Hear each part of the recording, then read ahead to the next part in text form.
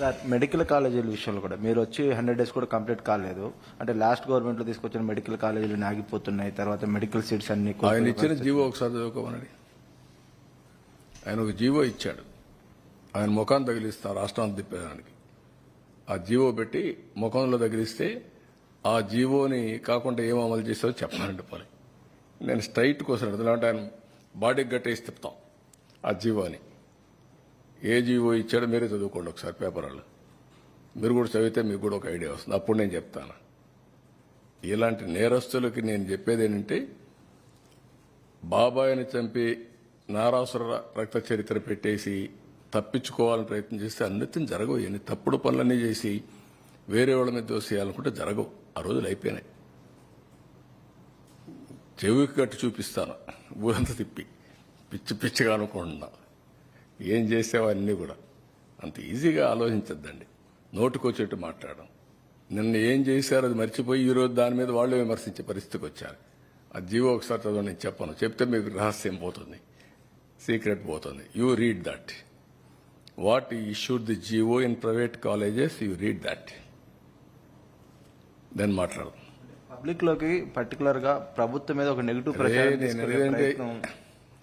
నేను కాదా, నువ్వు చదువయ్యా చదువు. నేనని కదా సార్, అంటే ప్రభుత్వం పైన మీరు కష్టకాలంలో క్రైసిస్ నుంచి నేనేమంటానంటే, అంత ఇరిటేట్ అయిపోవాల్సిన పనిలే వీళ్ళ గురించి.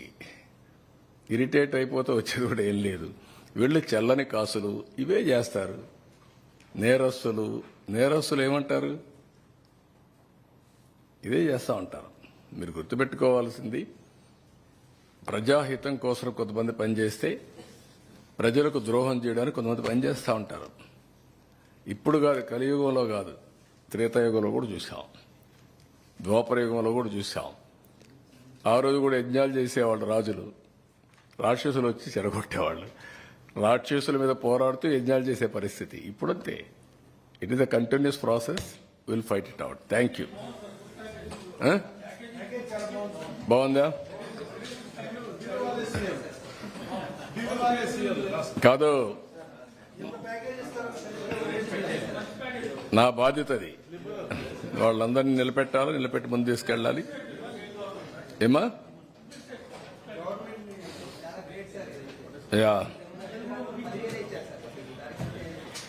నేను నా లైఫ్లో ఏంటంటే, ఒక నమ్మకం.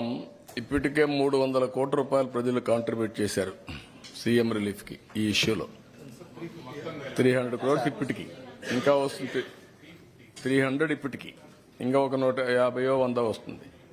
That is the confidence on this government for public. బంగారపు గాజులు సైతం ఇచ్చిన పరిస్థితి కాదు సార్. బంగారపు గాజులు కూడా ఇచ్చారు. గాజులు ఇచ్చేసిపోయారు.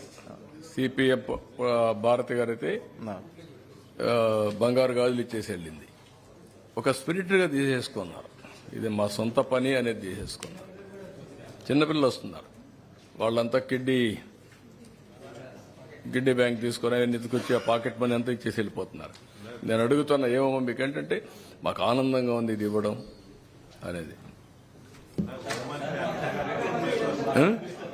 ఏమా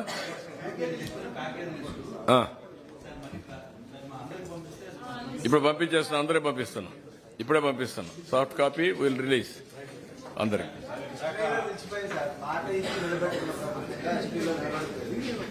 No, I am for public. You are going to see. Every action will be only towards public.